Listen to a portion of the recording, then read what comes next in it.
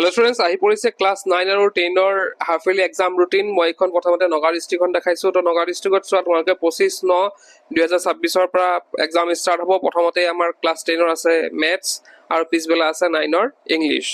তাৰ পিছতে 26 তাৰিখত আছে স্যাটাৰডে MIL আছে আৰু 9 ৰ MIL আছে।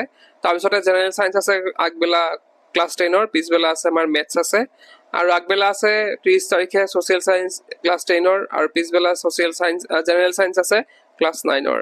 ঠিক তেনেকৈ 1 তাৰিখে আছে ইলেক্টিভ আছে দুটা ক্লাছৰে, আগবেলা ক্লাছ 10 ৰ আছে, পিছবেলা 9 ৰ আছে আৰু ইংলিছ আছে লাষ্টত ক্লাছ 10 ৰ আগবেলা আৰু পিছবেলা আছে সোশ্যাল সায়েন্স ক্লাছ 9 ৰ।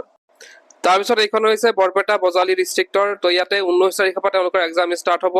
ইয়াতে আগবেলা আমি যদি চাওঁ ইয়াতে ক্লাছ 10 ৰ আছে ইংলিছ আছে 19 তাৰিখে স্যাটাৰডে আৰু পিছবেলা আছে ইংলিছ আছে ক্লাছ 9 ৰ। ঠিক তেনেকৈ 23 তাৰিখে আছে মেথছৰ এক্সাম ক্লাছ 10 ৰ আগবেলা আৰু 9 ৰ মেথছৰ এক্সাম আছে পিছবেলা। ঠিক তেনেকৈ থাৰ্ছডে 24ত আছে ইলেক্টিভ দুটা ক্লাছৰে, আগবেলা পিছবেলাকে মিলাই দিছে। 25তো MIL আছে 9-10 ৰ। তাৰপিছতে আছে সোশ্যাল সায়েন্স আছে আগবেলা ক্লাছ 10 ৰ আৰু পিছবেলা আছে আমাৰ জেনেৰেল সায়েন্স আছে ক্লাছ 9 ৰ। আৰু 29 তাৰিখে আছে জেনেৰেল সায়েন্স আগবেলা ক্লাছ 10 ৰ আৰু পিছবেলা সোশ্যাল সায়েন্স আছে ক্লাছ 9 ৰ। ঠিক তেনেকৈ প্ৰেক্টিকেল বিলাক আছে 30 তাৰিখে আছে ক্লাছ 9 আৰু 10 ৰ।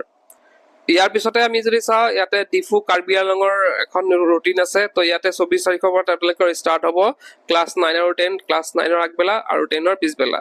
তো ইয়াতে প্ৰথম দিনাখন 24 তাৰিখে আছে ক্লাছ ইংলিছ আছে ক্লাছ 9 ৰ আগবেলা আৰু পিছবেলা আছে ক্লাছ 10 ৰ।